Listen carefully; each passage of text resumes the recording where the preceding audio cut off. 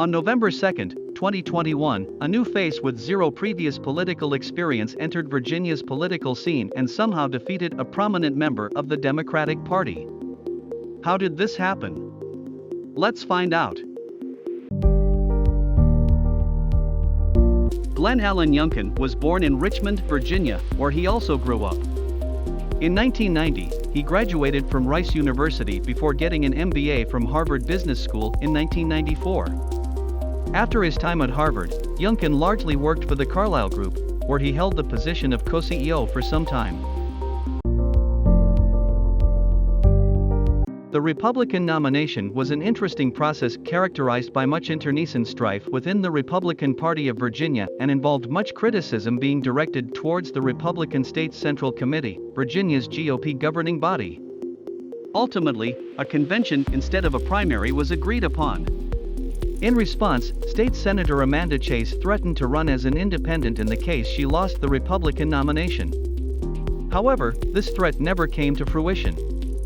Under the convention system, a ranked choice voting system was put in place, though this unorthodox nomination method was not without plenty of controversy. Some even argued that the convention was going out of its way to favor Pete Snyder, a businessman and former Fox News contributor. Snyder even served as chairman of VA Victory 2012, a state GOP committee that aimed to aid GOP elections in the state of Virginia. Snyder's credentials seemed to have aided him throughout the nomination, as he made it to the sixth and final round of the convention.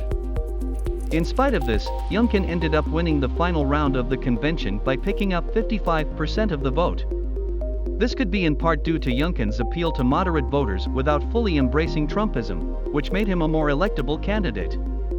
Youngkin was also without prior political experience, enabling him to form a populist image of a candidate who can bring fresh views to the table and fix the pre-existing problems of the state of Virginia.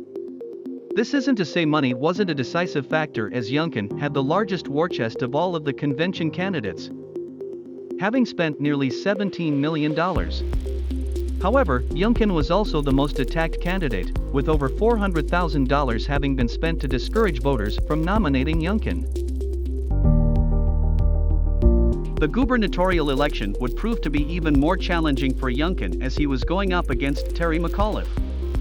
A law school graduate from Georgetown University Law Center, McAuliffe had a very respectable resume leading up to the election.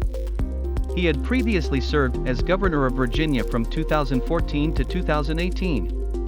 Before then, he had served as co-chairman of then-President Bill Clinton's 1996 re-election campaign, chairman of the Democratic National Committee from 2001 to 2005, and chairman of Hillary Clinton's 2008 presidential campaign.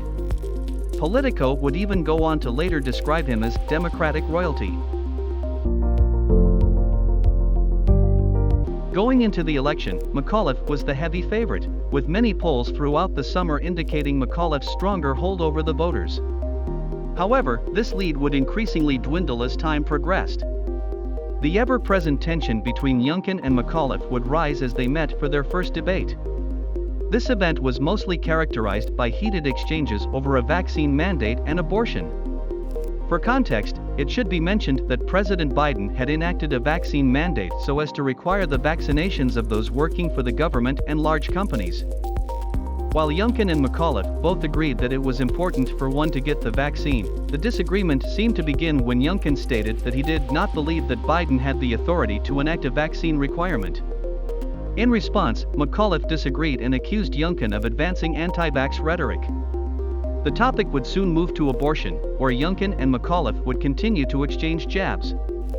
For context, the topic was more specifically concerned with the Texas Heartbeat Act, which had often been characterized as restrictive. It had recently been signed into law by Greg Abbott, the governor of Texas, who also happened to have endorsed Youngkin's run for governor. While Youngkin did claim to be pro-life, he made sure to qualify his claim by stating that he believed in abortion in cases pertaining to rape, incest, and when the mother's life is in danger. Adding on, he would claim that he would support a pain threshold bill that would ban abortion sometime after the beginning of pregnancy, though this ban would not start as early as 6 weeks. Rather, a pain threshold bill would begin a ban on pregnancy 20 weeks after abortion.